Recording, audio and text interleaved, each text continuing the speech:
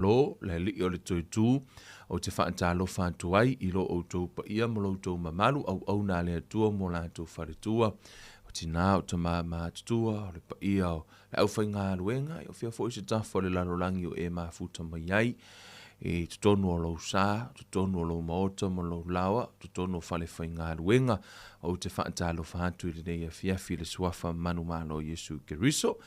A wheo leo ua e maua mai, a tātou pulo kalame nei, ia malo pei fu o na masani ai, ia e mana o mia fo I tātou ngā ruru e whaatasi, ia e ala le ilo fiso soani, ia shea fo I tātou pulo kalame, ia ma vea oio se whaamanuyanga, ia e ala le ilo shea ino tātou pulo kalame I lungo lau timeline, ia e whaapeona vea ma fiso soani I se anganga, ia o seisi fo I o lo whaapeona ma futa mai I le reia fiafi, ia vele upo le atua o se whaamalusi au whaaleanganga I le ngata whaamalusi ai lau sāwalinga. Ia e whaamalusi ai fo I lau sāwalinga. Tupu le whaatua I le taulongolongo I le taulongolongo le ia fiongo pa ia le atua. Te le ni mea mata utia ua whaatinoina I le atua I olo masoi fua o tātou tangata. Ia e ala atu le tātou Bible study. Ia me se fo I o le upo le atua. Amen. Hallelujah. E se mata utia o le upo le atua o le mea mawhai o na whai le atua through his word. Hallelujah. Reia fiafi ia o le a whaapeo na fia whaamalosi ia ma whaasoa fo I ma oi le fiongo pa ia le atua ia mai nisi o vaenga o le fionga le atua e whaamalosi ai lau sāwalinga ina ia ma whai o na maue oi le aunga ma le whaamoe moe o lau tāmo enga. Hey guys, lale me te le tango I fwoi lo te mine share lo tātou prokalame whaamole mole, vea I oe mwhaamanuyanga le tātou a fiafire nei a ole a o tala noa atu mo oe ia ma a watu fo ile upo le atu e whaamalo sia lau sāwalinga le reia fiafi ma tātou whaamoe moe ilo nā nganga le atu alo mātou ta mā o oe olo mātou watua ia whaapa ia ina lo suafa e whaamavau o oe Iova e tū mau oe whaamavau lo mātou watua e nofo maranga tete le ava ma le matau ta mā I ulu ma le iloa o oe o le atu ai pa ia ai whaatau waa lau au auna ta mai le nei a fiafi au te tatalo I la wa fio I le poto ma le ata mai mai ata oe whaamanuia I le whaafafonga lau whanau whaamanuia I lau upu ia ruatu se upu mai lau nei ngutu wa whaatanga ina e la wa fio aua ne I sau o se poto se tangata ia sau o le upu mai ata oe suia o mātou o langa whailoa le mana o lau upu I vavenga I nei a fiafi whaamalo lo I se ua mai ia suia se o langa o se isi ua vai ia iai le ola ta mai o mātou tangata fisosoani o le reia fiafi ono suafo o Yesu Keriso o ole mavala autu ai nei amene ma amene ma amene. Hallelujah. Amen. Hallelujah. Praise God. La fiafi le nei o fia tala noa I le I lo wolanga ma lo wolanga o te fia tala noa la whapea. O le manuia atoa o lo wolanga, o le manuia o lo ainga, o le manuia o lau sāwalinga, o le manuia o lo lumanai, le manuia o lau pisinisi, o le manuia o lau ngaruenga, o le manuia o mea uma e te whaia. O lo I le pule o lo laulaufaiva. O lo wola fo I mo lo woti. O lo walu I le ola I le whaavavau, ma lo le o I le ola I whaavavau. O la fo I le pule le laulaufaiva. Amen. O le a tātou taltala noa re neia fiafi mā o a oina I tātou. O le ola ma le oti, o lo I le pule le laulaufaiva. O nei, o le atua, na ia whaia le tangata I lona whaatusa. O le atua la, o ia o le tamā. Ina ua ia whaia le tangata, na ia whaia le tangata mai lona whaatusa. O le whaatusa pa ia o le atua, na ia whaia I le tane ma le awa. He made man in his image according to his likeness. O le whaatino ina la ma le whainga I le atua o le tangata. E o fo I le nāturua o le atua, e operate I le tangata.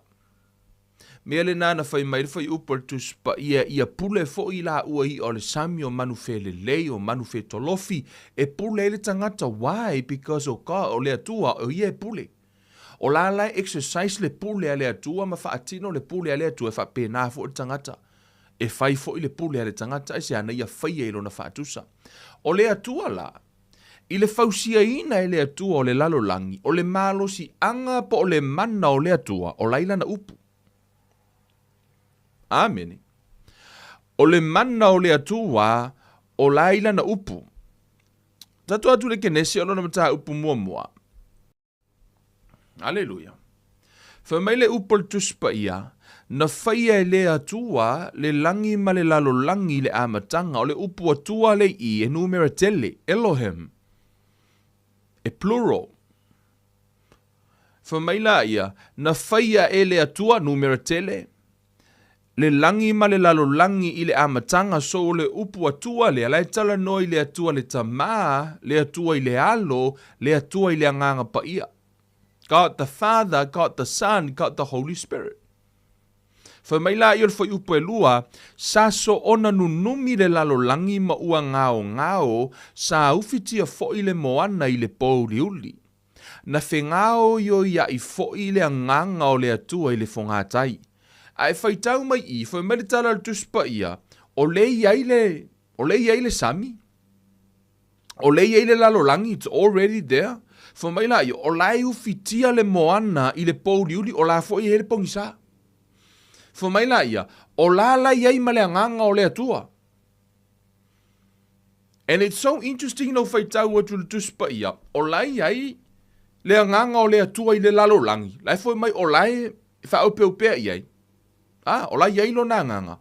O lai whenga o yo iai le anganga o le atua, and yet, i lungo le whangatai, o la lawe pongisa le whangatai, e le iai ma se mea le anganga pa ia na ma whaina whai i le taimi lea.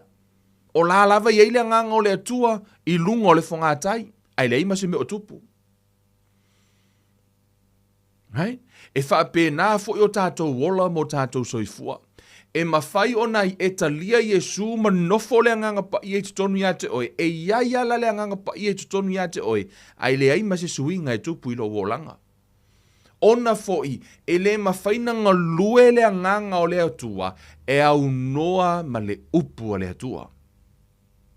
Amen. So e tā ua la le upu, whamera tala tuspa ia, listen, whamera wha upu e tolu. O lai ei le anganga o le atua, whamera ia, ua feta lai mai le atua, ia malama o na malama i lea. Wha solo lo le fōwhoanga. Mata mai i, o le teimi lava na feta lai ei le atua, o le teimi lo le nana whaato a mawhai ei le anganga pa ia, o na ngalue. Aise a, o laua ei le upu e ngalue hei. O le anganga pa ia la, e sau le anganga pa ia e wha mautu le upu a le atua. A o lai na launga le upu a le atua, na sau le anganga pa ia alu e wha mautu, that's God's word. For me tala le tusia Jeremia, I am ready to perform my word. For me tala le atua, ua o sauni e wha atau nuu i la upu, o lai sauni le atua, he's ready. Lai tilo solo le atua wha penei. Ava aia tu lo le atua i lana upu, sau lo le atua wha atau nuu lana upu. So he's ready to perform his word. Lala e tā pena masauni le atua e whaatau nuula na upu. O ie e se ile tā ua o le launga ina o le upu a le atua. Launga le tuspa ia tu unisi filosofia ia, tu unisi poto ma le ata mai o tangata o le lalolangi. Let's preach the word of God. Why? Only the word of God e sau le atua e whaamautu. Amen. When we preach healing, God will come and heal the people. A tātou tala noa pe launga ina whaatua i la whaamalolonga. Now people have faith in healing. Sau leo le atua whaamalolo tangata. Why? Because o lau whaalongo faith comes by hearing. Amen. E le kai kupu sau e le tupu sau whaatua whaamalolonga pe whai ke whaalongo mai o lau karangoa kui mea kau manguia rikingo. Au karangoa kui mea kau kupe e tupu lau whaatua i mea tau tupe. Au tala noa atu i mea tau aulpa pole, o le atupu rau whaatua, o le aleto iei se fefe. La fo o sui le nam ta upo tala noa, e tupu e lau whaatua. Amen. O le alava la le mea te whaalongo iai, e tupu e lau whaatua. E tā ua la, le mea na te whaalongo ai, le mea na te whaalongo ai, o le whaafita uli o le teimine le ekalesia, ona ua tele na whaalongo longo le ekalesia i tala mai ima o, ai le o e whaalongo longo i le upu a le atua. ele o suia la le atua, wa sui le me whaalongo i tangata. Tele tangata kerisiano, e whaalongo i olo lotu le sa, ai siri atu ala taule leo tele o langa nuu wa Samoa. O le siko e inga a pese me ngai whaalupenga o ngu oka se maka ukia, ai makua le iloa me ku wale yonge korus furu. Matua le iloa le upu le atua, ai a pese me whaalupenga o ngu oka, le se me misi. A tonu te uwha apea malisko ingar ke mingi mai Kevin, le olo wala au winga langa ngu, le ai. A whai o oil tangata lotu, o lo wala au wina male wala au wina le tueti o ye e loa le upu le atua. So o se tangata lotu ma so o se isi lava, e au na iloa le fionga pa ia le atua. Amen. To a tele la tātou de tātou savalinga, o le anganga pa ia la. Wa lewa na fia whai le anganga pa ia se suinga i lo o langa.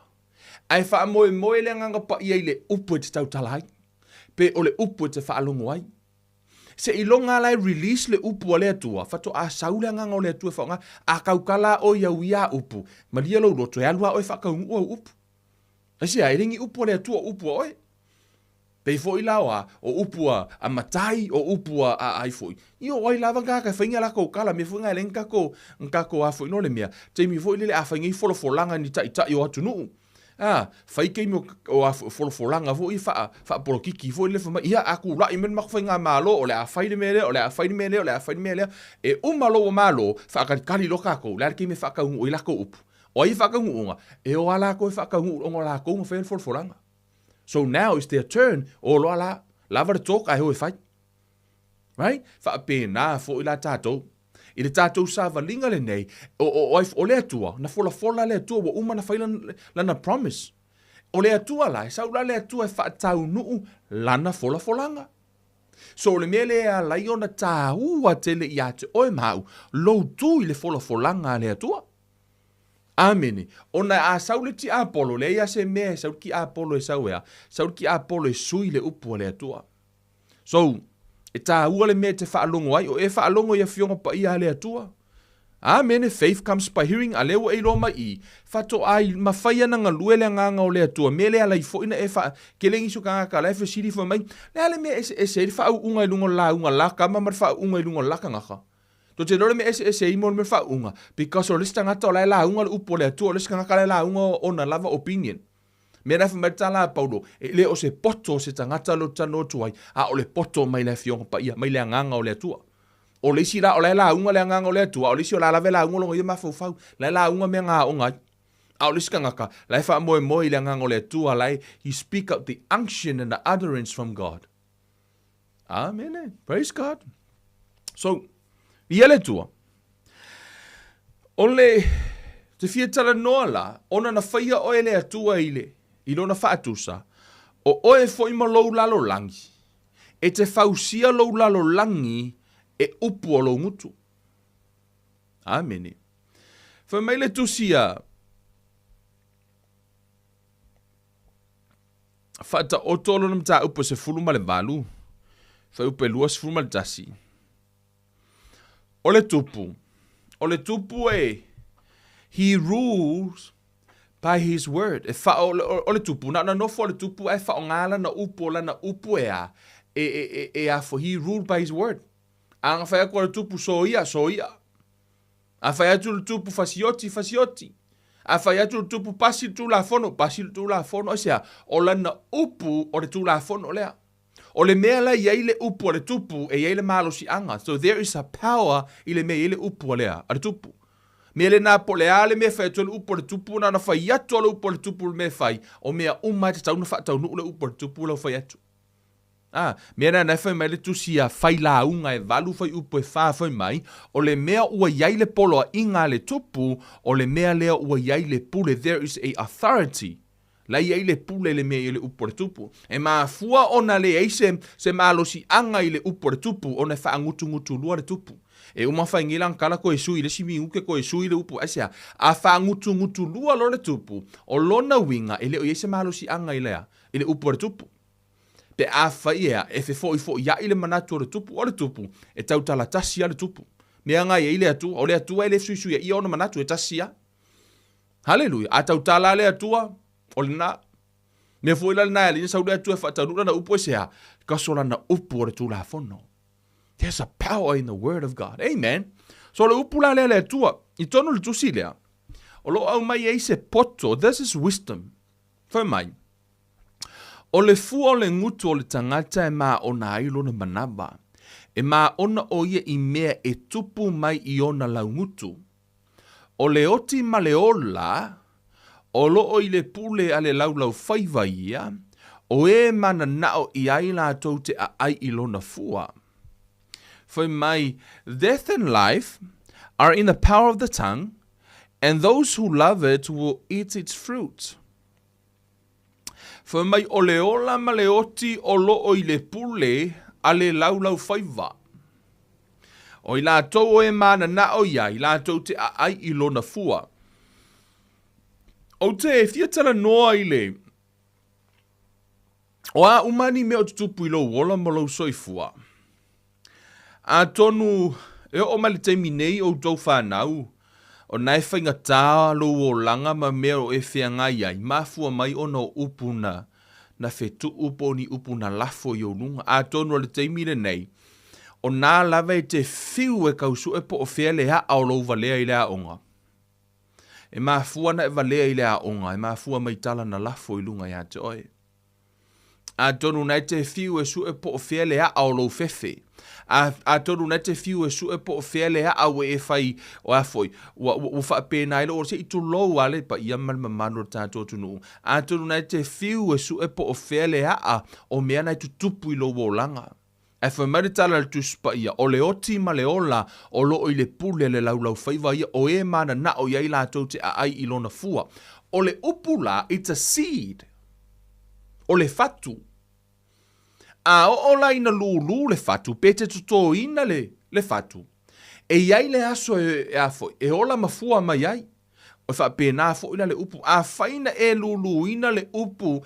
Ia, te leo nisio taimi, nisio matua, fai ala tau whanau, fato a tupu ifo tamaiti. Ia, o leisi tamaititi la fato a 5 tausanga, o se teine titi fato a 5 tausanga, innocent. O lae mamalo na palapala, le palapala fo ile ta, I'm talking about the soil, le tu tonu o le loto, man tu o tu sipa, ia fa mai o le tatou loto le palapala. O le tamaititi la, o le mamai o lona palapala, lona loto. And yet, your word is a seed. Le alawa e latu, nei e whae tamaititi, you are a fool, it's a valea. O le alawa e tu to ina le fatu le tu tonu o le palapala, matango fie. Amen. Toi lole upol tuspa ia fa maritala Yesu fa mai o isa si o toto te feise me tau te vai se au pito iti fa penge fa maritala Yesu si dire ngolo ua se mema ma fa alu fa ma ngoko sami. Ele ngia upu.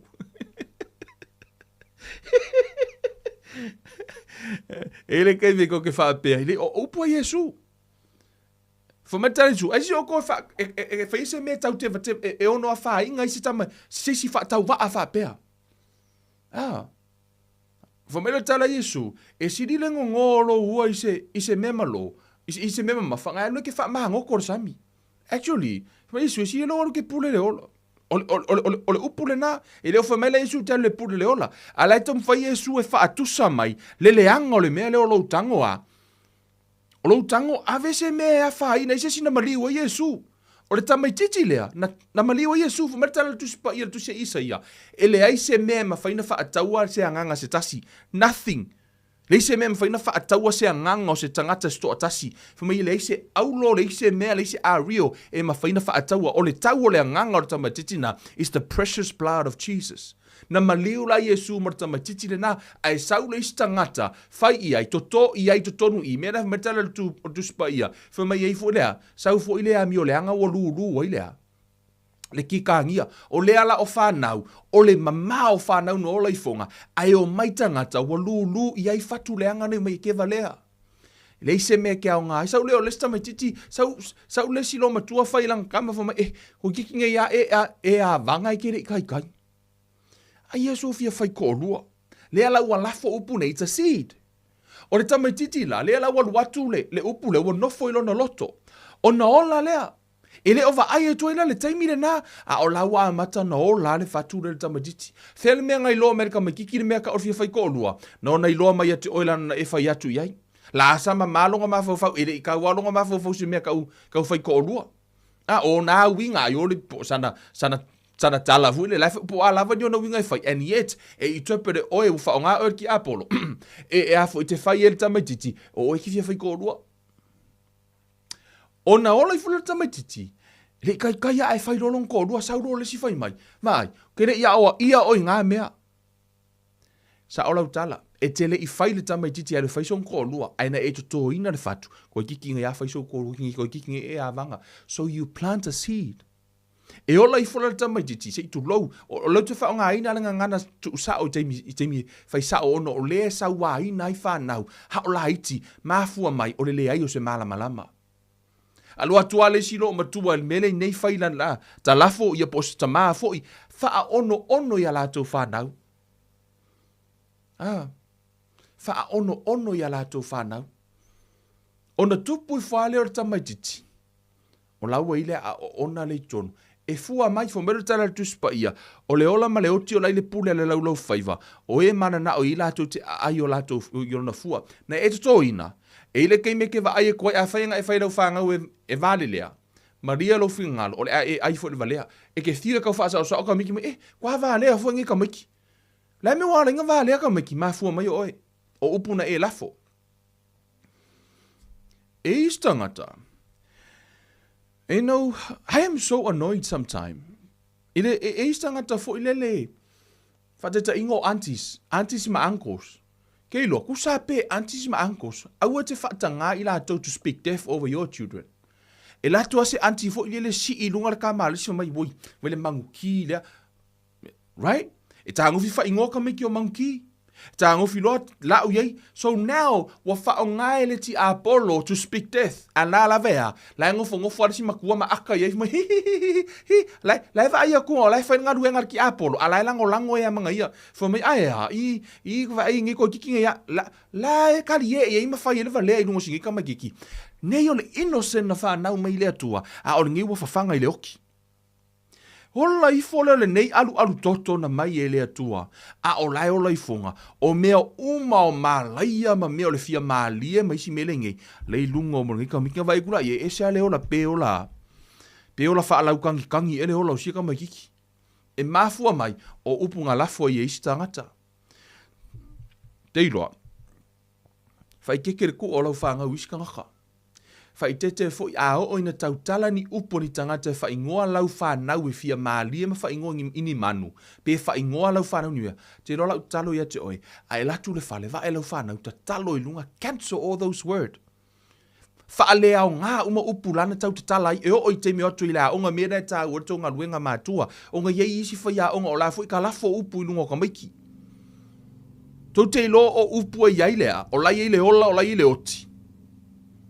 Ele o ango te leila tangata, a o le atua, this is one of the ole malosi anga, o lo o langa, o laile laulaufaiva. O le manuia la o e malo malaya, laile laulaufaiva. O lo wola malo woti, o laile laulaufaiva, tato atu le Roma. I'll come back to this verse. A tonu o ne te fia alu le ola e whavavau. O lo waru le langi. Kere ka ngaka o laika uoso le su e loko ai su e sevango e o le langi. A o le awala I le langi. O le ilalo o tato wisu. Yeah. Whamaile fo I upu lea. Wha upu iwa. A whai e te tautino I lo ngutu I le ali o Yesu, ma tali tonu I lo loto, ua toe whaatu ina mai o ia e le atua na ie ua oti, e whaaola ina ai oe, me le ala ina whaire tātou te talo o whaola tanga, e te tautino I lo ngutu ma e taritonu I lo loto o whaatu ina mai Yesu Keriso o ile tara noai, ma fuena whaire te talo o whaola tanga, e te talia ina Yesu e vea maali ima whaola, ona ola ile o esea, ona o lo taritonu I lo loto e o mai eile ami o tonu, o le tautino I lo ngutu e o mai eile ola. Mea le nai mai awa o le loto e tali tonu mai, e o mai ai le ami o tonu, a o le ngutu e tautino ai, e o mai ai le ola. O le ola la, o lai le laulaufaiva. E mawhaina e tari tonu I lo loto a ele tautino, sorry, ele o oxehola. Ona na whai ele atua le laulaufaiva o laia, tu oi ele atua mal malusi anga, o le laulaufaiva e te whiriwhiri, e mera tala tuspa ia, e wha amasino ina oi upu e te tautalai, e wha asala ina foi oi upu e te tautalai. So, le la tātou tala noa I le tāhua tele, o upu e te tautalai. Right? Amen. Actually, it will turn your world right side up. A ko ngai upside down no world gaming e. So a sui la lau tautala. Pola upu. Amen. Le la tātou tala noa I le upu ale atua, matala tu spa ia e. Amen e. Fa mai o le ola, ma le oti, o loo I le pule a le laulaufaiva. O le tāua ia e lua mea o te whaafia, mana o whaataua le neia fiafi. O le mea te tali tonu wai, o le mea I lo loto, ma le tau tinonga I lo ngutu. O na e toa tele tangata, e wha ngutu lua, e le o ngā kasi le kaukala, le mea le upula e sau le ngutu ma le loto. Tama fo ile pele ke maka le aka sainga fo ile esele o lo nguku esele o kala la fai mai pe fa pe ngala to telo kristiano e esele mea la ile loto esele mea la tautala ile ngutu mea na fa matala tu spa ia o nguku wa foi fo me o loto wa mamanga o nguku la vi Isaiah o lisi ngaka praise the Lord hallelujah praise you Jesus hallelujah praise you, Lord. Hallelujah. Praise you, Lord. Vai ele o loku ia la leia. Ui. Ai fu ila iei. Mi boi la kinge la kia mai. Oh, praise you, Jesus. Praise you, Lord. Hallelujah. Amen. O e vai ko ngā viinga. O lesi ka ngaka ngale. Oh, hallelujah. Praise you, Jesus. Praise you, Jesus. E pe fo ringa mai ngā ola ngukua mera ingi alo loko mo kwa mamaoa. E fo ka ngaka lai praise you, Jesus. Ala makua I sa o ale loko. E fo la ka ngaka. Pe ya, you know what I'm talking about. E tāua la, le o whaatasi o le tau tinonga o tātou ngutu, ma le mea tātou tatonu ai. So o I rau te mana oe, e a foi. Fo mai le upu le, mātai o sfuma lua tōru tasi, fo mai awau upu e tau wami tonu ina ai oe, o au upu fo I e whaasala ina ai oe. So e tau wami tonu ina oe au upu, e whaasala ina fo I oe au upu. Aleluia. I, to tonu le tusi a mā rekoron tā upu e, I'll come back there. Hey, si tato atu mua ele tusi lea a Iakopo. Iakopo lonu ta upo tolu. You guys there? O te tato fai tau wha solo mai fai upu lea. Ina I mwhai ona kako kalangoa la. Masi eva aile ke le ole. Ao ngā ia po le malusi anga o lo laulaufaiva. Amen. O usoe, aua le toa tele o tau e whai mā o a o ina ua tātou I loa e atili ai o na whaasalaina o I tātou. Amen. Toa tele I o nisio I lātou o lo o whaapeo na lātou whai mai. Kevin, ka fia whai a onga le whai a, ka fia whai a onga le kuspaia. Ka fia peia ole, fia whaia le mea ngai ke whaia. Ma lia lau fina ngā, o te leo whai atu te lem whaina e whaia, ai o lau tāpe nanga. Whamele uportus pa ia, much giveth, much require. O le winga o lau tala, e le o le te le o le e le tutusa le whaamasi no ngā le atua ia te o tau mau. Ona fo yo a ule a o ina le tuspa ia, e le tutusa la ma o e le te whaalongolongo. E ila le aso te tua I lumo o le atua, wha masino lo lea o le atua Kevin, nga e la ngala upu Kevin, na e a o ina la upu Kevin, nga e kui la upu Kevin, nga o wha akasi la upu maulau nguku. Nga o wha akasi o lau nguku maulau loko. Right? E lea, whamaritala le tuspa ia, ina ua tātou I loa e ati leo na whaasala ina. E o le awa o ina o le tuspa ia. Whamela whaupa e lua, a wā o mea e tele se se a I tātou uma, o le se se tasi le upu o le tangata lea ua sao na te mawhaia fo'i o na tāofi I le tino uma. So amazing I le tala noa le upu. What the word o le lafoi. Le upu, le mea mawhai ona whai le upu, a e mawhai ona e tāofia lo laulaufaiva, ua mawhai na e tāofia umanga lo tino. Tau te iloa e mawhai e laulaufaiva ona wha malolo I lau tino. Yes, e mawhai fo e laulaufaiva ona wha mai lau tino. E wha moe la lau tino I laulaufaiva. Faith comes by hearing. A whai lava na te whaalongo, la e whaalongo o talinga I taimi umana te tautala I whamai. Ki ngā mai loka uru, kwa kele ngai whaalave, a whai o la te whaalongo na ole hale mea na te whaalongo ai. O le ale mea la e tupu I lau tino. La fo e te whaalongo ai. So fear comes by hearing. O a uma me te whaalongo ai, o la te whaalongo I meo upu. A o fo ilana e tautala, o lai te tautala ina upu I lunga o lau tino. Nele nai ala ino for you to speak life over yourself. O no lea, if you want to change your diet spiritual, change your words. O le toa tele lau nisi, o la lave ai le oti me le asonga fua e kaula sko ngai whako a whaalongo anga le 5 minguke e whaalongo la ngon whai au. Whako a ia se ola, ko alu fo e oti me ale le a foi. Me le nai te wa ai le ngana I tutono whare whai ngaruenga. O lai wha o ngaere ki a polo e luru e le oki. So e fiku aso le vai aso wai, o lisi lai alu ngaruenga. La e anga le oki ale me ale luru nunga ia teia. Mea foila le nai ala ki nganga kele kupe niska ngaka. Makwale ea se ori makwale ea se mea because the Bible says the blessings of the Lord add no sorrows. E mafua mai, o le tele o taimi lei nei, o no lea. O upu, lea la ta notus pa ia foi mai, ale se tasi le upu o le tangata lea ua sao, na te mawhaia foi o na tā ofi le tino uma. E whaalongo umalo tino, e ei a o na ea, o le upu o le tuspa ia foi mai o le upu o le atua o le vaila au. It's a medicine. A o lai na mai lo tino, a o na mai lo tino e wha moe lo tino I le medicine po le upu. Po le fuala au. Mai mo musi whate ta inga le tino. O le mana o mia e lo tino, se afo, se wha malolonga. Na e alu no la, mana o mia la e oe se fuala au, me fo mai. Wha malolonga la na po o le malolonga na mai le tino. Te alu o mai le afo. Ne fuala au, e inua, malolo ai oe. Ai ile anganga e mawhai ona e alu fo I le atua. E te alu ilea e mai le upo le atua o le vaila au. Right? E kango fo ila ai fa mai le upo le atua e le ngungu le atua.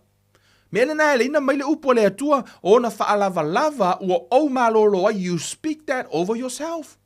Why? Because death and life are in the power of the tongue. O le pule le laulaufaiva.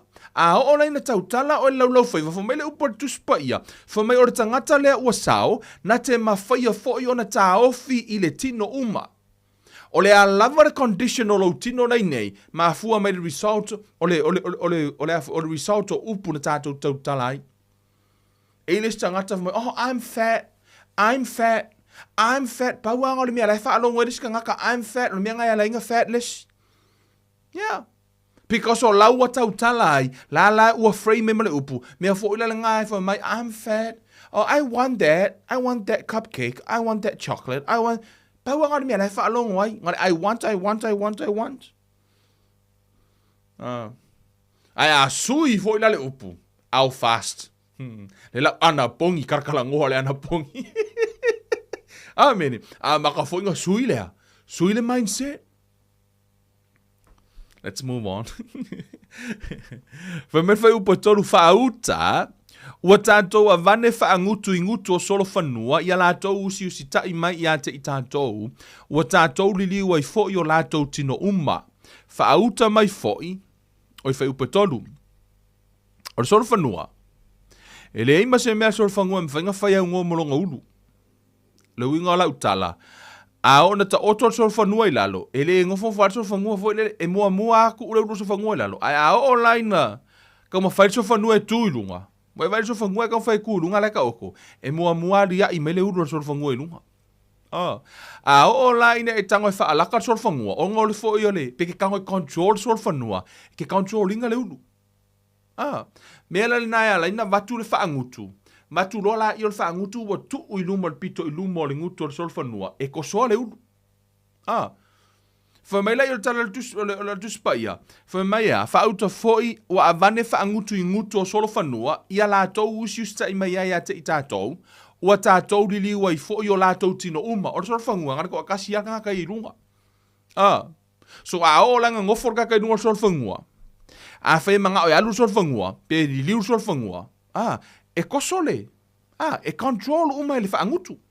Ai manga o alu ka makau ia. Koso le ku ka makau. Pe fa pe nga ele fangua. Ai manga le ku langa vale ai manga fu la kurso fangua ngai ko so la yo fai lo la yo sorrow fu le koso fu le Robin Hood koso fu le salu Robin Hood se so fangua pe a fa nga la tala no fu me la fa tu sa yo tato laulaufaiva so now wherever I mai I le malo si anga nai laulaufaiva o fea lava le mea nga I so fangua o le alu I luma ma le alu I kua ma le alu lunga ma le alu au kafon mele ngei fa moe umai laulaufaiva so a fai o ngai ke rua kur keimingi o a umangi mea ngai o luma le keimingi e ma fai le laulaufaiva no sui of course le la tatou tala no ai o ila le tala no tangata e to atasi na o e awa o so fangua ngata ko kasi ka kai lunga so fangua right fa mai fai upu e fa auta mai fo'i vaa, e ui lava ona te tele, ma faa le lea I matangi te tele, e li ua I le foe uli I tihiti lava, I le mea mana o iai le tautai. Solo fanua, to atasi tangata na ilunga, saud faa te ta ingalona lua, o la ua tala noa I le vaa te le, ma le tautai. O lai tala noa I le ainga, a family setting, e le nga o se kau kai lai lungo le va, o lai ei makangaka lai lungo le va. A o lai na aru le va, polo ainga, o fea lava le mea ngai a nga I eilo ainga, o e le tama, e faa moe uma, a feo o le tautai, la e faa moe I le upu. O lau upu, pei lava o le atua, he ruled by his word, faa pena foi, oi, you rule by your words. O lau upu e faa longo I lau faa nau, o lau upu e manuia e lau whanau, o lau upu e mala e lau whanau, mele na e rina tala noa tuspa ia, awar wha ngutu lua. Awar wha ono. O lai wha moe au upu. So, I to tonu lai o lefa metal tuspa ia wha auta mai foi, I waa e ui lava ona te tele, ma wha lele lea I matangi te tele. E li ua I le foe uli I tihiti lava I le mea mana o ia I le tautai. So, I want to encourage you. A whai o lo a inga le nei. O le a lava le tūlanga, I don't care pena, o le tau a inga nga whiola me ara kou a inga e kou ke makikiva. A mata atu nei, le whaalongo le ue whaalongo mai, auanga I koe ka ua le upu makiva I ko kongor kou a inga. Yes, auanga I koe ka ua le upu makiva. Ono nai wha o ngai le ti a polo le upu le nai to tonu o lo a inga is a curse word. For mai wa makikiva. If there's nothing nice to say, shut up. A le eise upu manai e sau fafo lo fofonga te loa la ufautuanga sipi. Because o leisi upu na la sau to tonu na la e wha o ngai ina mai, it's from the devil. So a whai o lo a inga, a eita, a wata tau tala. A sea, a wane I whaanganga o le upatu spa ia wha mai elea, ele mo se ami o tonu le atua ile ita o le tangata. O upu umala e saufafo, don't trust your tongue when you are angry. A eita, ke rola ukale oi, auangi e kat konginga laulaufaiva. Aua ona upatu spa ia wha mai ele eise se mawhaina ia wha ala tala laulaufaiva, leo tu whai atete oi, a o ina eita, aua ke kaukala.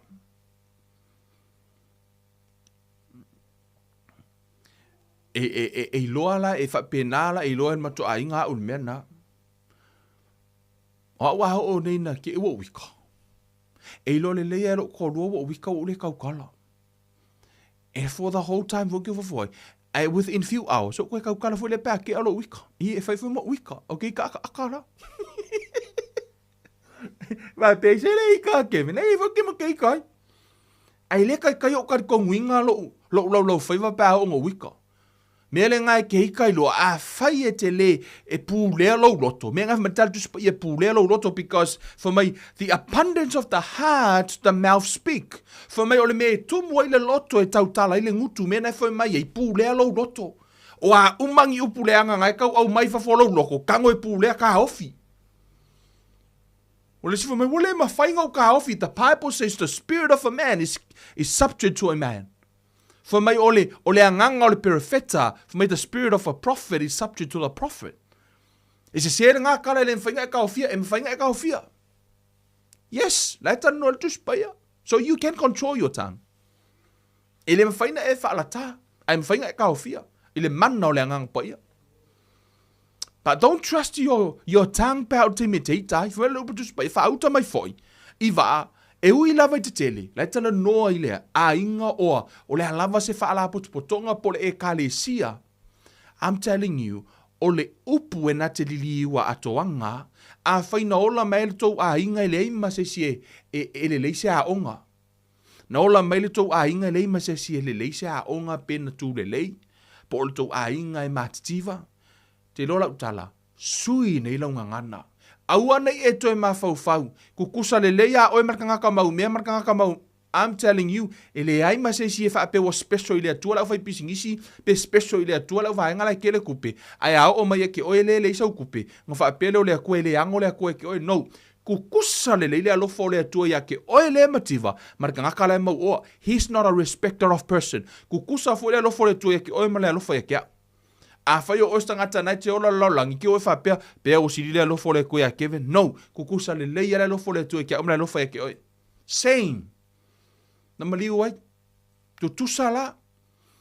Te o whapea kuisiano, e o siri le alofo le atua ia la tau. No, ele siri le alofo le atua se kuisiano.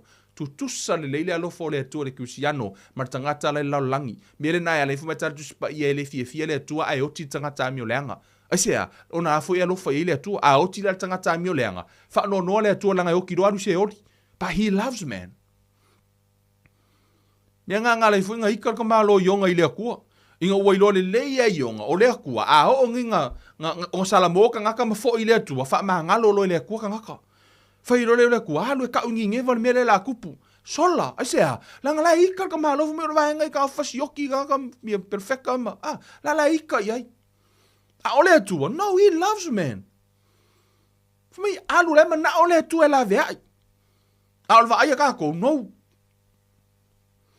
Asia, kukusa le leile alofa ole atua I angingeva, ma le alofa ia isala e kukusa le lei. E ui au ngingeva ele o se, ele inkangaka ole atua. And yet, o la ema alam ea. E alofa ia ile akua langa lala, sa ulang fa masingonga. Se va, God is love, man. O ila, e hana o tanoa tu vaenga lea. Whate ta inga. A whai o e te nofo ia pia. Ai ke fiaru sa vai. O longa winga e ke, o le pasi e ke alu ai. E kaunga e pu e le pasi alu ngai oi. Le pasi alu o le wafu, muri whangua. Ia, le whanganga sa moa, ke ilo ai. A whai o pia ma muri whanua. O oe le te tono le tā vale. E ke ngofo rai se meo fale ula. Ia tu lo wiel pa iol mamalu rungu o fale ula. Ila ko e malanga mai ngai fale ula. Ia, si whao ngā kur ko ngu ula ngai kule vau a pia ma. So, inala, e mawhai ona e alu I o ia pia. O ie, mwhai na e alu le wafu. Mwhai na e alu I o I. Mwhai ona e alu I o ia pia. So, o le ta vale, le lau whao ngā ka vale whai mwhaka inga langa E mawhainga e sau lau ta vale, whaasanga lo lau ta vale I o ia pia, lewa mimi loa lau ta vale ia pia. O lea la e u lau ka vale o ia pia, a la te mana o te alu le wafu. La lau e kakalo I le atua. Ave au I le wafu. Ki fia alu I sa vai. A lau o me lau ka vale I fea foi. Lau o me vai nganga. Sa walau ka vale pasi vai nganga ala le tu au ke fialu le wafu la kale kaimi ala ke vai ku lo o me vai yusu la fa solo sa walau ka vale o le ala ke kakalo I le tu ma e anga pongi le tu e ave o le wafu a o nge fa sanga lau ka vale fia e fa sanga ia pia o le te mana o le tu e sa we mimilo lau ka vale aru ia pia o ile ele foi udi o le foi udi ta vale la ia te oi So ele saula le atua, Hula ka vale, mi milo fa pengei. Fa sanga yo. Fa alu o mele ngei. E natural ia te oe po o oe lava ia. E te ilolo o lae e te sau o fa pe o lae alo ka vale i oi. I oi apia. Ai ke oe fi alu i o le wafu. Nai me fai. O oe la ele foi uli. O oe a. O lae te mana o te alu i ona e tangona. Ia mani ero. Kanga mi miro le foi uli o le ka vale. Mi miro le foi uli o ka vale fa asanga i oi muri fangua. O ngā alu rola i muri fangua. E ala no fa mtala fa te ta inga le nai. Fa pena tanga te kirisiano. To o tele tanga to lai mana o tau tala i le manuia. Le atua o te fia manuia. Le atua o te fia fa apea. O lai fa asanga la to waf. Lai fa asanga nga i se ori. O lai manga o kakalo i manguia o le akua lai koi. O lai fa asanga i se ori. O lai kakalo mafumai le atua. Fia alu e fia manguia le atua. Hui le atua. O lai fa pengeia.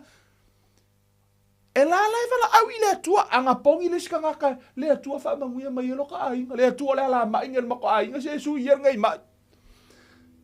O la ono laia, o la vai whaasanga ai le iloa, o la tau la iei le foi uli. O le taimi ai sui iei upu e tau te tala ai, wa sui iei le foi uli, a mata lona to e whaasanga lea, le taa vale le me tau na alu ai, wha pēnā foi la le vaa. Lai tala noa tu spa foi mai o le laulaufaiva. E pei o le foi o le vaa, o le a lava le kele i fe o le vaa. A o ngā liliu le me manga o e alu e le kaukai, o ngā lava e whaasanga i le vaa. To a tele la tangata e mana o i manuia o le atua, lai le kurei o i muri whangua. O i rei la suila me ke whanga ki uwha pēra o vaenga uwha ko se ori nei. O kere la kangaka e manga o le kuka makau o lai manuia o le atua. O lai whaasanga i se ori le alo lato vaa. O la lai mana o i manuia o le atua. Ai la lave tau tala i mea lai tau tala i le ngangana se ori. Tō moa mai la. O le ngangana la se ori. O le mea fo ila le nai fiu le isi anga pongi makakalo. A le suia la na ngangana. Ma upo e tau tala ai. E le ai ase me suia i lo no langa. Never change. Whamere fai upo e lima. E whaapea fo i le laulaufaiva o le mea i titi lea, a ua lafo upu whaasili, whaauta, o le afi i titi e mu ai le vao, la au e tele, o tātou i loa o le laulaufaiva, la e whaatusa i le afi. Ia, o tele mu i tutonu o le lalolangi i tausanga le nte nei au se tālia. O ka se mu lena tupi o skaria, la fu e mu i sia tunu ule teimini la kau ka pe. And it's all start from a really small spark. O ka mai alo yafi. O ka mai alo yafi po sta mai mu i titi lava. Po sta mai yafi. E nga mu mai le vau kere fa mai e fa pe na la laulaufaiva. Wa kou wa ayo le meanga wa leanga i le keimi ngei le laulangi o le laulaufaiva. Le mea o le kala pe pelo ngai lungo le kio, lungo le kiwi, o mea o le whaasala launga o le kau wha leanga o kala o mea umalava. Leanga o umare ngai laulangi o ngol laulaufaiva. O le laulaufaiva. O tau a fo i lai tutupu, fen mafua mai ai, mafua mai le loto, matala lai tu sia. Amen, o laulaufaiva le fai o manga kaua mei kupu. Whamere upa tuspa ia, e whapea fo i le laulaufaiva le mei titi lea, au ala fo upa whaasili whaauta, o le afi titi e mua i le vau la au e tele.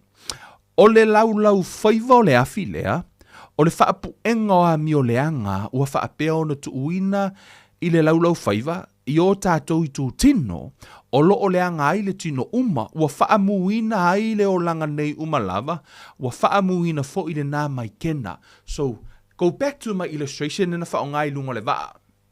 So, whaapea lau le itu wanga vale o kena o le afi. A o le itu tamatau o le langi. O le itu tamatau le iai le atua. O le itu tamatau iai le atua. A o le itu wanga vale la le iai kena po le afi. Whamai le upa tuspa ia. Whamai o le laulaufaiva o le afi lea. O le whaapu enga o a mio leanga. Ua whaapea o na tuuina i le laulaufaiva i o tātou i tūtino, o lo o leanga ai le tino uma. O a uma mea na e tupu i lau tino, na mafua mai lo laulaufaiva. Amene. Pe te manuia, pe te malaia, o a uma ni mea tupu i lau tino, na mafua mai lo laulaufaiva. O na wa e tau tala ai, o i le lau kou i loa, ele mafua anga e laina whaila utala peo na ufai atu, o au kere karikongu se mai, mau kere mai. A tonu na fa pe sisi pe fa mo lunga no. Ono le wo como fai fo ia u mi milolo u ia. Mi milolo u olanga o ke kaukala u le ola u ke le oki. A fu e ka ku ke le fe o ti fo le fa le nganga. Amen. Hallelujah. Hallelujah. Ka ku ke o ke le tino le nganga i le oti. Tau tala ile ola. Tau tala fo ila. Ile si mea la e ma ye. So now speak by faith. Le la sui le mea luai o ai lava pe. Ye se ala ma i kalangoa so. Ka ko a inga ngi ka ngesa mangisi mea o a umangi feku umangi mala. Sui ngai o oil kanga ka manguia. Wa umang fa manguia le tua ya ke oi. Sui ngai ka ukalala o lea la whamatara le tuspa ia. Wha mai ua whaamuina i leo langa nei umalava. Ai wha mai o whesa wai. Ua whaamuina fo ile nā mai kena e inspire from death. Mai oi se oli. O se oli la. O upu uma i e puna mai i. E puna mai to tonu o se oli. Which mean it comes from the devil. E sau mai le ti Apollo. O le ti Apollo la. O ia le nā o lai tupunga mai ei upu reanga i e tātou te tau talai. O na sau leo le ti Apollo e whaatau nuu a tātou upu. A ona e tau tala le upu o le atua. Sau fo ile o le atua e whaatau nuu le upu o le atua. So e to o tele la tangata o lai whaasanga na whiola mai o lātou a inga o tua a maunga tupulanga o lātou a inga. O lai whaasanga i se oli le oti o mai maunga mai ma whetu mala. O lai fia manuia a la lava e tu maulenga ngana. Whai mai o le mai le almako a inga. O le mea le almako a inga. O le fulu o le mai whaku o mea umai. O mai almako a inga fo le mako ka maanga oki le. Sa maliu le mako ka mai ile ngungu sa maliu o le wala uma mai fo me o la ko e onga le mai. So now o lai mana o I tonu o le fa o la tanga e mana o e manuia, and yet they still speaking death over their lives. Are you guys hearing me? They still speaking death. La la ve tau tala la to I le oti. So now o lai inspire mai o le oti o la lai fialu ia pia. O lai fialu I mo fanua, a lai fa sanga ia pia. So, a whanore mea, wha mone le o pia se ori. No, o leo te whati te inga. You guys getting one time? Me le to whae. O lea lai te whaasanga whaapea. O lea te mana o I lea tua e whaamanuia o manuia lei tua I. Lai o. O la lai o folanga lea tua ma manuia o lea tua. And yet, your confession, o lai ese le mea lai te tautino ina. Lai te tautino ina le oti, a lai te mana o le ola. Fo mai le upa tuspa ia. O le ola ma le oti lai le pule le laulaufaiva. O ai lava e mana o iei e fie e ai ona fua. A fai e te tautala I le oti, ma lia lau loto e te ai fua o le oti. A e tautala le upa o le atua. Hey man, praise God, e te ai fo I lai le ola. Fo mai le upa tuspa ia o le sotu tu inatu I te outou le ola ma le oti. Filifili nei, o le ola po le oti. E koe sau al faska mai mea ngai lalo I fo mai fili le ola. Wa ile alofo le atua ia te oi, e ka uoku ia ke oe le filfilinga e fai e vaku rau filfilinga, koe ka uoku marekari ia ke oe, wa musua le atua ki filfilia le oki. For my son, I present you death and life. But please, choose life. Yes, lai mana o le atua, e vaku ia ke oe le filfilinga, ola po le oti, o ioti po le ola, e koe fa mai filifili le ola. Matua I musua le atua, e ke filfilia le oki. A e filfilia la le ola, ta tauna e tau tala I le upo le ola. E le ise mea ka o le filfilio le ola, a ka ukala le oti. Se vaila le leo nga tasi o le a, leo tatomo, le leo nga tasi o le tau tinonga ma le mea la I le loto. Right? E leo nga tasi lo fa atu tuanga ma lo mafoi, ma le upo lo ngutu, o leo fa atu tua lo loto I le atua, a o lau tau tinonga o le I, e leo fa akasi la le lua lea. A le upa tuspa ia tali tonu lo loto tau tino lo ngutu o mai le ola. A le mea le utupu, le utatu tali tonu le loto ia I o I le atua, ai tau tino I le oti I, o le ala le mea ola mai ai la I o le ola whafolinga. E pe, yes, ngā peiro la I o le krisianga fo le ola mawhangawhanga. Na e ku le va, asia, o la ka kongu le akua ala ka ukala I, ele tau whapena, a whaiwa I le ku le ka kongu le ola, tau tino fo ila le ola. Tau tala le upo le atua. Amen. You guys all right? O le atua malti Apollo. E le inio latino. Ai sau le atua. E sau e su ele tino e whaonga. E whapea ngā fu ili ki Apollo. E sau e su ele tino e whaonga. Si lea mata, yono na ta upes fulma leono. E ke lea kango quote ia ai sia ia. You know, guys, ele te lau teimu te whamatala ai tala. Hono tangola ia quote mai tala fo ina tupu. E o kere o ka ua kunga mau or kuspa ia ma mele nei. But it's really nice to go back e tato worth, go through the scriptures, Tala le ia petelu. Fa maina, ilunga atu nana fesidi ai Yesu. Let's pick up from verse 13,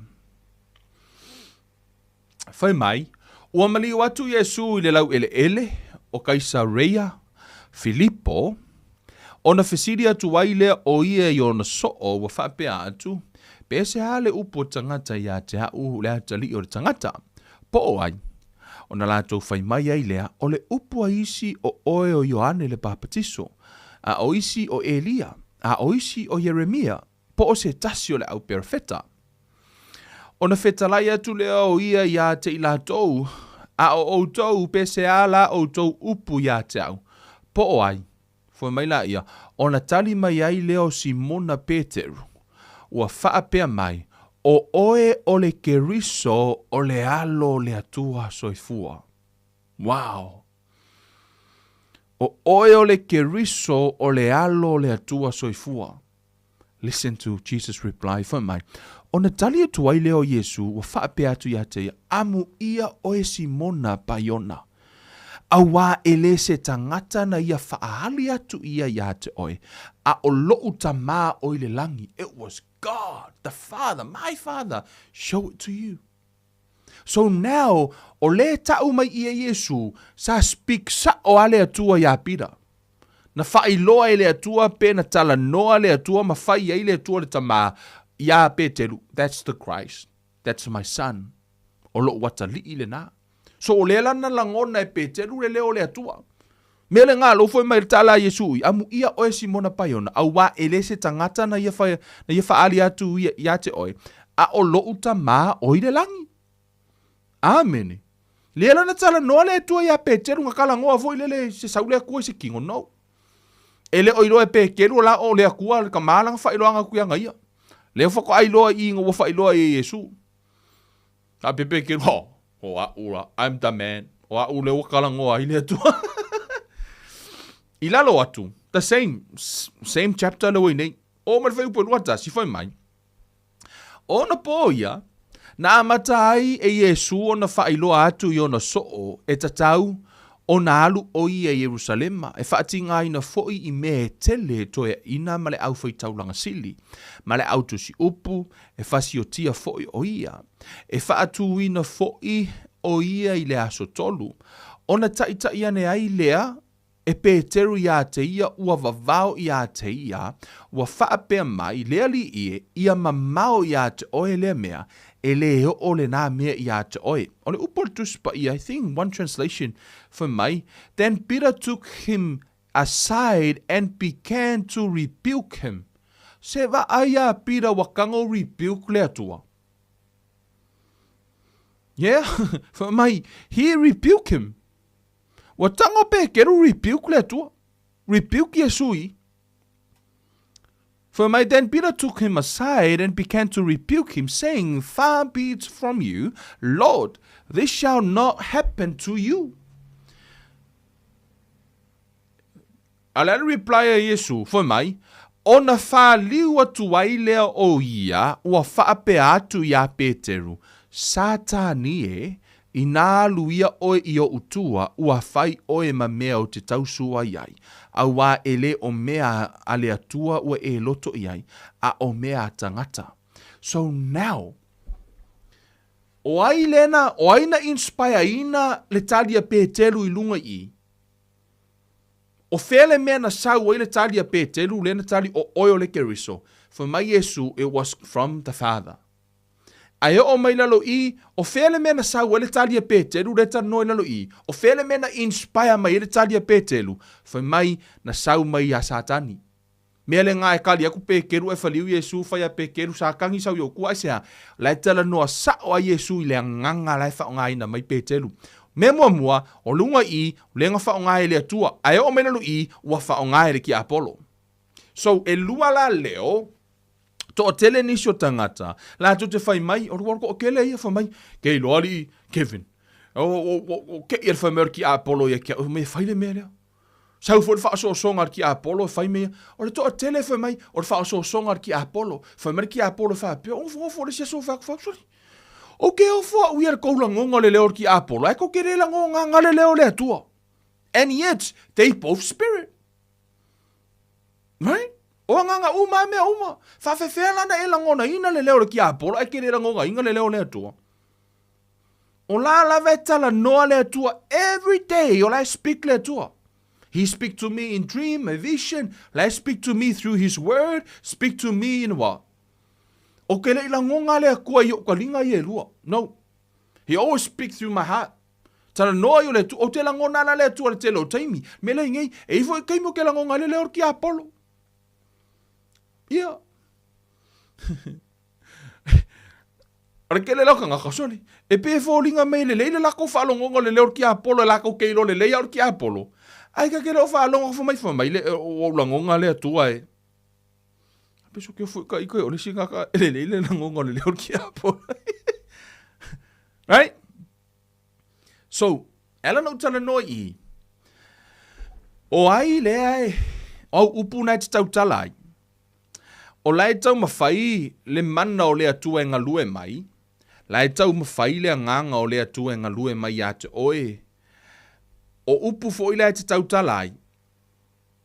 O lai, o aina te lua tim. O lua ngālu lue whaatasi ma le atua e wha leo manatu o le atua, po o nai te lua ngālu lue whaatasi ma le ti Apollo e wha leo manatu o le ti Apollo. O nai, e maua te le tono a inga, e iai mo meo a inga, the family settings, e iai a inga, o the church meeting, e ele te me fai e se fono fo ilele. E saula le atua e su e mai le tangata I to tonu o le fono, e saut le atua tala no le tangata e wha leo lo na manatu. La ngofo mai le siki a kongo. La ngofo mai ko kongo ngofo uma mai o le fai fe au or ki a kongo. La kusi fai fe au fai la tatou fono tatou fa moe I le atua ka kalolo I le atua. Saulo la yo le nganga o le atua saulo le nganga o le atua join the meeting. A vatu lola ia kalangoa mai voice mai le nganga o le atua o ka se manga ia kalangoa mai le nganga o le atua. Ala foi sau ki Apollo ia because ala foi sau na ia lulula na ia foi fatu. Sau foi la ior ki Apollo molu me ki Apollo sau maua mai le skanga la ngofo la saka fao ia sol vai aso. Ele ka penga inga le loto. La sau la ia vangoa. Sau lor ki Apollo fo mai ala li o eli ki a Kongo. La ngofo ale ki a Kongo, sa ki Apollo mai ala o eli ki a Kongo. Kangola e voice ku ka manga kure. Kangoro la ior ki Apollo ke fale lei mane mai ngol manga ku ke va ailer ka manga. E kala ngoa mai e fa nga mai upol ma or ku spaia. Back uma mai me uma ke vole manga ia representation. Ke lo nga si dia ku nga ka mai ka uma le Kongo osea. La ngor ki Apollo e poko. Kala ngoa mai la. Ai. Oka, liu ma kwai loko le kalesia fo mai o le atua le la. Fumer ki Apollo was sau pe o le angelu. Now, na voice mai ele tangata la le opinion o ti Apollo, la wali liu mai loto tangata. Pe ale matala la tatou, o le aka ko muri uma ya. Ai o le matango fie ia, ai sau le atua e whaonga oe. La e su e le atua se voice langa upu. Mea fo I lale ngā, o le ko akele, o le manga o mia le upo le atua, e le manga o mia ngi kangaka sou fiolo, e le manga o mia le kangaka sou poko ngai a o ngai, no, they need the word of God. O le upo le atua e o la tangata e le, o la se tangata iso kako poko, muso kako akamai, men kako tikui, men kako sisi, men wa lavangi mea. E le fefe fo se ti Apollo, isau PhD, po la lava se maka upu, no. Ma tu apo pole ki Apollo pe ai lo oi a ke riso ai mai se lava la pe a ona e tau tala I lea fa leo ina manatu o le atua. Tato atu I tangata na fa leo ina manatu o le atua. Let's go to the book of Mark. Amene. Matayo. Fa pu ure tala ina Matayo sfutasi foi upue e lua tolu. I'll make it short ono I. O ina na fetu wa Yesu le la foi le mati. Fo mai le tala le tuspa ia, fai upunos fulu, o le tae au ua uia nea I la tau wa ilo le mati ua mango e o lava I ona haa. O na manatua I le e Peteru ua fai mai ia te ia rapi e fa auta I le mati na e tu ia, ua mango, o na tali atua I leo ia, o Yesu ia te ila tau wa whaapea atu, ia o tau whaatua tua i le atua, a wā e moni o te whai atu ia te o tau, ai se whai atu i le nei maunga ia si itia oe, ma ia lafua ina i le sami ma le ma salo i lona loto, ai peita ia whaatua tua i ia e tau nuu lava mea na ia whai atu ai, o na whaia lea mo ia o le mea na ia whai atu ai, o le mea lea, o te whai atu ai a te outou, o mea umalava tau te ole atu ai ia outou te talo, i nā wha atua tua ia o le a maua e outou, o na whaia lava lea mo outou. Amene. Hallelujah. Whai upe lua tonu. Whai upe lua tonu. A wā e moni o te whai atu ia te outou, ai se whai atu i le nei maunga, ia si itia oe ma ia lafo ina i le sami ma le ma salo i lona loto, ai peita ia whaatua tua ia e tau nuu lava mea na ia whai atu ai, o na whaia lea mo ia o le mea na ia whai atu ai. Le lau whai atu le tala le ia te outou. A whaina ola mailo a inga malau whanau o oeo se tinase i tu lou lava o te leo whai atu, a whai o oe te ola mai tutono se a inga i lele leile o a onga pele i o olo ta mamalo tina i se vasenga se fulu, a pele i alu se kolisi. Aua nei a veale nā mala a sanga maua lunga i lo wolanga. Aua nei a veale nā mea mamaunga.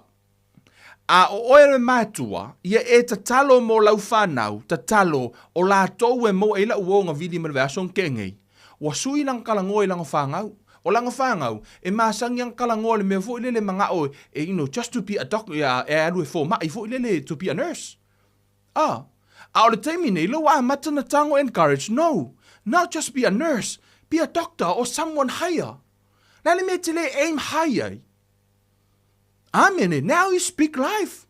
Yo o i mo uma la wa matana tala no ila na whanau. Hey, awani avea umala asanga. Speak life lo wa matana whaina na whanau. You know, ele i mawhai e tati le melia, ai mawhai e oi. Right? So o lea lea, awani avea oi mala asanga mawalunga o lau whanau, speak life over them, tau tala i lau whanau, a whai o oe e afo, o tau a inga, e le matitiva, o iafo, e le mau mea o se a inga au sange, o lai su e mea o lai matitiva, awana i ngata i nā lau wa ai, ta talo i le atua, foi mai te tau tala i ai, i le maunga a whai o le maunga o le makiva, kau kala i ai karikongu rau loko e a, e le aso e sui ai. Si i kia le maunga ngai avi ese ngā makiva e sui uma laulaufaiva. Esea, tari tonu le loto tau tino i le ngutu. So wa e mana o le manuia lo wolanga, lau wha umatu i le tala le fiafi le nei. O le atua, e ngata le mawhai o na wha atino le atua, le performa le atua i luno lo wolanga, e fua mai le lea, i upuna e te sautalai. I tutono le tusi lea anumera, lona mta upa sfulma fa o I le tau tala I le atua I fa mari tala tus pa ia na polo misi le atua ia Israel o te o umai o I le ai na fola ina o uma na fai le atua folanga you will be blessed ai o mai tangata nei o le to se fulu lua le no si pai le land o I fo ia le no tala no atu ia te auto fa I tete I la unga to te fa alongo ai Langa iei tangata o lai whaalongo I la unga o lai au mai le poto le tangata, ele o la unga mai le upu le atua. So le mea fwina na whai atu su e meo te la unga tuai pe, it's from the scripture, or is it from my own opinion? Ma ai o iei pe mai le upu le atua. Ona, e toa tele tangata, o lai whaalongo le moli maua le toa se furu re no mai, ele o whaalongo le moli maua le toa lua, o Iakopo ma Yosua. Me ala le nai ala ina whano re toa tele o tangata, lango whai la unga lai whaalongo ai, o lai whaalongo le maturity, toa se furu tangata, they preach a different message, only two, lai preachinga le upo le atua. So now be careful po ai le whai la unga te whaalongo longo ai, po se whai la unga o la unga, na unga ina le upu moni le atua, po le whai la unga o la vai la unga lea.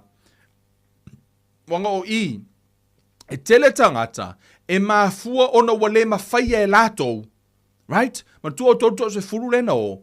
No atu lato. Laua lato faya ina lato I lato va ai. O mai lof preach lako message na le lako message faya inga.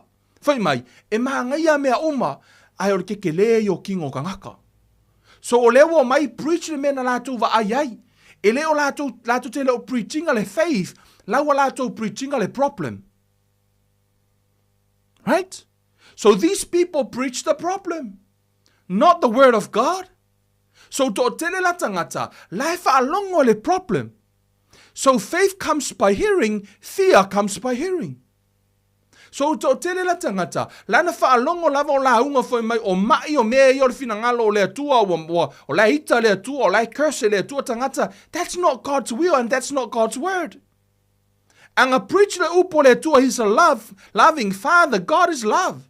Yesu o ia o le atua o ia o le alofa. Fa mai o Yesu o ia le o le sui va ai o le atua. Na eva ai, fa malolo Yesu mai. Why? That's an image of God. Yet people call him mawa. Fa mai o le atua na fasio tangata o le atua. Li fasio kia Yesu sesi. He died for us. That's the image of the Father. Right? So God loves us. I don't know about you, but he loves me. I know he loves you. He wants to bless you, bless your family, bless everybody. He want to bless all of us. And yet, as I say, a message like that, I don't care what I preach in my pulpit. If it's not from the word of God, like, let me tell you, I want to standard on the what I'm trying to say, that doesn't mean that's God's will. Na ngai to telo tangata e oti mai lose kanga ka foi le fo mai ora au ngale a kua e vai ngoki se vai le oki ngoki ai vai mo kwale ma fai ale mai. That doesn't mean that's God's will. No. Awale limitinga le tua pe fa tu saina le standard le tua mana na mi tonu I lungo le ola tangata. Because God loves us, he healed every sickness. O le fina ngalo le na o le atua fa malolo tangata uma mena fa malolo tato Yesu. Amen. Hallelujah. So, ila, o leo mai tangata ia preach, fa mele tala tuspa ia, ua mui fo ile whanaunga Israelu umalava ya Mose ma Aarona, ua fai mai fo ile whaapotopotonga uma ya te ila ua.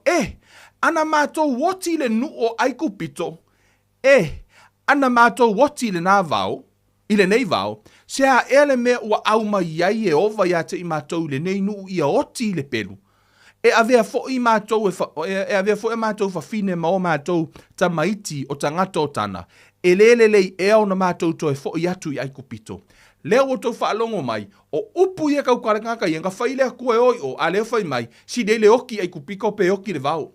Lea mea lea tua na whai tangata lea. Right? Whaalongo. Whameritala le tuspa ia, whai upelua fitu. O te whaapale ea se ia hawhea le nei whaapopotonga leanga.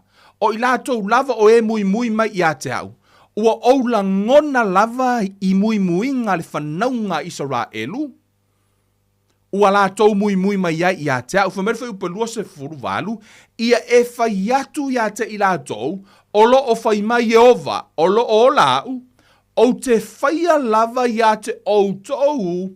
E pei o a outou upu ua o mai I o talinga. Whamea le atua o te whaia e tusa mā o tau upu. E fua le ngalue o le atua I lungo lo o langa I le upu nei tautalai. A e tautalai le oti o na tuale o le atua te alu le oti. E le o le atua la te pleiminga. O ai le pleiminga. Pleim oi o le upa tuspa ia fomai o se ufiola umi pui lo na laulaufaiva fomai la ia. Tusi al fata oto o le ua pui lo na laulaufaiva walave ia lo na nganga mai lea. Mai le whanonga. So you protect your soul. Amen. So e pui la laulaufaiva. O lea lan tau tala tangata I le oti. Whamai leo le atua. O te whaia e tusa ma lato upu. Whamai e oti o outou tino I le nei lava vao. O outou uma lava na whaitau lia. E tusa ma le whaitau a whai o outou uma. Leo tala noa. Ngo kou whai mai ko ke manga o ko ke oki le vao. Ko ke whioki la le vao. Whapena fo e to o tele o tangata ke risiano le teimire nei ono nai te tautala I le oti e te le tali tonu I le atua e mawhaina wha amalolo o le atua e mawhaina wha manuia o le atua wha meo laulaufaiva e pei o le wha angutu o le sor whanua whea lava le mea alu le sor whanua e ave umar wha angutu e mei pei foi o lea o le foi o le vaa o lea lava ke leo le vaa e mimilo umar le foi uli. So wai mana o sui le mea nga I elo o langa, sui le mea nga I elo a inga, sui le mea nga I elo rotu o lau pisinisi, sui le upo e tautala ai, au e toto e tautala I le upo le oti, tautala I le upo le ola, whao ngā fionga le atua, whao ngā le upo le atua, tautala. I am blessed. The Bible says, when I'm blessed, no one can reverse. O na whaamanuia le atua. Leise se mwhaina toa reversing al whaamanuia ngā le atua. If you speak life over your family, lau whanau, o lau tau talai le oti, o lau e kango au mai le mea ka pungi e lea, e whiu ka meki e kauwhi kukupu ilunga, e ngaka umane mea lewa e kango ku oile upu mālaia lea. So now, salamo nei, ave ese upu le nā. Lela u whaia te talo le neia fiafi. Te manao ia te oe te whaatua mai le, i le vaenga o le u te talo tu le neia fiafi. E ave ese ai se malaia o se whetuu o ni upu na lafo i lunga o lau whanau, ni upu na lafo e tangata i lunga ia te oe, a whai o tangata o lau a inga na mali liu, o le a lava se mena o iai se maliu o se si o lau a inga, mafua mai o ni mala unu ua. Let me tell you, le tatou ka lepe lor ngā mea nge fiafi. Amen. Mave ke ronga lau kango i whakukongo lau roko, ki whaasala mō lau roko. O le mea e vavea, ngā lau palasi e o kuri ki lau roko whaasao, kau kingo i le atua, whaasao le me ke whaasanga iai, kau kala lo le ola, kau kala lo i afio ngā le atua. Amen. So le nea fiafi o le au whaia te talo le nea fiafi, e te talo ai e whaalea ngā, and I want you to agree with me. Le lau whaia te talo e whaalea o ngā i nai, ni mai lunga o lotou a inga, o ni whetu i lunga o lau whanau o ngi kalanga lafo, te talo ai kakalo o ki whaako ese i le atua. Amen. A le lau whaia te talo e ha, e whaapeo na whaalea o ngā i ngai mea, let's stand in faith. Amen. Le wa e whaalongo, aua tātou te wha ono i le atua, ma limits le atua. Ono upu tātou tau talai. So much God can do in our life. Te leo me mawhai le atua na whai ati tātou. Ai ono wale mawhai na whai le atua. Ono tātou upu. We speak death. We never believe him. Tātou te leo speaking le upu le atua. So let's speak his word from now on. Amen. Le lau whai te talo nea fiafi, release your faith with me. A lau te talo e whaalea o ngani whetu i lunga o lau ainga. Le atua lo mātou ta maa le nea fiafi. I le suwafa manu mālo Yesu Keriso. I le pule ma le mana na e au maia. Mātou te soli ngata ma akarava. O te whaalea o ngā hinai upu. Matala na whaapiona lafo i lunga o lau whanau. Whaalea o ngā ina aitama. Tala o upu o whetuu ta mā o mala maunga, mala unu ua ta mā o mala i tutono a inga o ala mai. I le suwafo Yesu i lunga o lau whanau under the sound of my voice. Father, o te whaalea o ngā hina uma, mā o te tasele ina uma le nei afi afi ta mā, o ave uma le li o le lalolangi ta mā o loo tau fia, lau whanau le nei afi afi. In the mighty name of Jesus, ta talo ia te o ta mā, whaasa o loto i lau whanau le nei ia fiafi o upu o tala ma malaia ia whaalea o ngā ina i le mana o le suafo Yesu le nei ia fiafi whaasa o loto mai lau whanau te tono a inga o lau whanau o lātou o tangata manuia va vai se ina mai i lātou o umana e wha manuia ia te i lātou ta mau te whaalea o ngā ina pepelo le li o le laulangi whaasa o loto i lau whanau le nei ia fiafi. Father, I pray, Father, for your blessings over them in the mighty name of Jesus. I release your blessings ta mā o whaamanuianga uma ia ke riso manuia i le tino le mawhau ma le loto ma le anganga ia e wha manuia i lau whanau o loo whaalongolongo le neia fiafi. Whaatupu te le ina lo lātou, whaatuatua mo lo lātou taritonu, whaatau nuu lau upu i le suwafa manu mālo ke riso. Father, we give you the glory and all the honor and the praises in the mighty name of Jesus. Amen and amen and amen. Hallelujah. Via le tua, praise God. Whai we whaia le nā tala le nei, le tatalo le nei a fiafi, we e tū i lo whaatuatua, we e taritonu le upo le atua, peo no whai atu, wa uma na whai e le atua mea sili, wa uma na whaasa o loto o e le atua, ma o le whaanau nau ta inga fo i le nā o le atua. God loves you. And he wants you to change your word. Change your words. Sui upu e te tautala ai, ia e tango e tāofi, aua ke whaia kala whaaulaula. You know, I'm also telling them, hey, let's stop now.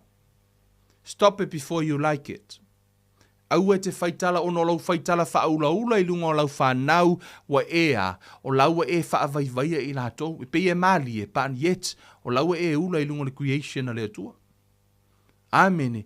Ave ni upu e ati na e ia tātou whanau. I really want to see our family, our Samoan family being set free. Amen. E tele ni so tau tinonga, I'm telling you, some of the amazing testimony from people wa sui e le atua o latou ainga o wha manuia le atua o fua o wha o oko ko le lau whangua wa ola mai a lako wala wha longolongo kuspa ia o lof koko.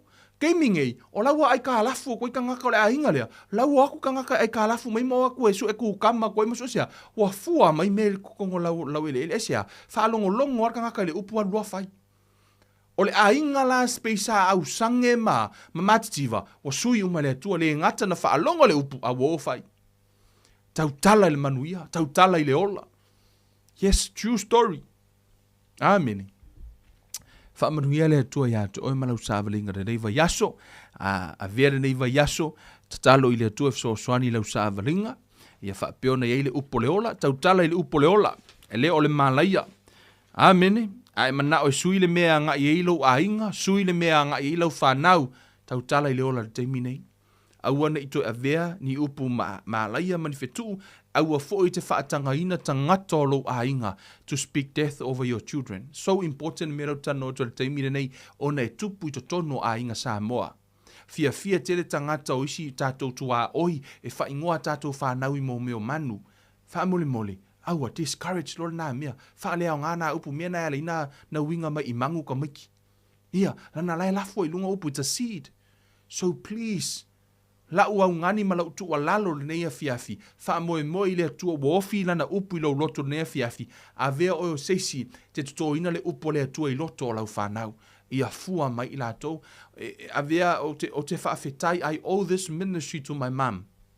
O te lolo tina, he pray over my life. Tele teimi o pō o te nofo ai, o te manatuana pō, i tele o pō, fo i lele o lau te moe, lau te haonga na. E tele o teimi le pō le lua le waweau ke vai, fonga lai kūro ki ngā le whai ko o le whali. And le whai ko o lo poku moe, ratu lau tina fo, lele she, lay hand on me. Ta talo i pō uma. Alu fo i la i le poto lo tu fine, alu ta talo i lunga. Ia, o lo ki ngā le ska ngaka uka ua fo i lele. But she always went and pray over us. Lana ta talo i le atua i whaonga ina lau tama i lau ngā ruenga. So she always prayed curse. O a umangi mea uma. Ngā ka ofi uma lo ki ngā. O te iloa lai au. O te lo vivi ia lo tina. But I'm saying, o lo tina na ta ofia le tele o malama malaia mai to tonu o lona ahinga. Na ta ofi uma lo tina ina i ola lantama. Ma ia manuia lantama mwha ngā ina lantama. So, I'm blessed. O le tele o mea na mafua mai, o na sa iai le tina pena iai le fafine, sa ia tū losi e tā ofi uma malaia ma mene na sui le upu na tautalai, sa she pray over me. And I'm telling you, I believe po uma, e le misi le kua lo makua lea, fai koa pe sau si taimi sau wha he lima, ka kalo i lunga ia kia ulaku ka kalo, I'm telling you the truth, lai moni maule nganga o le atua, lai wha apero ki ngai, lesi po lau ke moe, pa no, kere o moe. Lau ke ngofo ele sikai mi foi lele. Laku lo ki ngā kukur fai koa, laku whae e akule lima pingi poku makalo. Lesi teimi laku whae e o ngā lima, ke whaalongo fo lai ka kalo nungo lo udu. Ke lei lopo ang ka kalo lai ngo, I know lai ta talo ia wha manuia le atua ia tia. E ala na whai lau tala, because wa whai ngō fiena o maua, le whaola tanga ma whai ngō fiena. Ona ngā lua mai le nganga o le atua, ona sa iaile ngā rue ngā lo tina na whai lungo lo uolanga. So ele whaapea la o au whaapea o mai o walaki Kevin e pe special ea Kevin. No, ana le ai fo ngā lue ngā lo tina na whai lunga ia te au, ele e o mal te mine o whaapea nei. Ona sa iaile ngā luenga, sa iaile tangata na tū na te tau fia uma mala ma mea ia na tango poloka uma mea ma upu ma tala ia nga speak over my life, na whaalea o ngā ina le lo matua lea ilan tatalo. So now, o leo fo te whai ato ia, se ka kalo runga o ko whangau. Because I see the fruits. Now you're looking at the fruits. Yeah. Let's talk about I mele fu al melna. So o leo tala no atunga. I'm not o te lau vi sesi, but I want to challenge and encourage you guys on o te loa. This ministry o le mea na mafua mele lo matua. Malana tatalo I le atua. Ia whao ngā ina lana whanau po uma. Wha leo ngā umangi afo. I mai foha I le poko I langa whangau o mea uma lava o le kakalo lo makua. Lea la ea. Sele lo matua. She eat the fruits. Lea laua ailo tina I fua o ana tatalo. O oe fo I la. Tatalo I lunga lau whanau. Amen. Whamanuia lea tua ia te utau ma tau savalinga. I really want to encourage all of us talo ia awana I whaalea o ngā ina lau tau sinio upunga e kau kalaista ngata I lunga o lau whanau ia whaalea o ngā ina. Ia, tu mauru vi inga I lea tuare nei ia fiafi, ia whaafo I lona vi inga, ia te tātou malava le whaatau waa, ai aweri vi inga I lo tātou ta. Mā tātou toi whairoai, awangi e misia le pōla solua.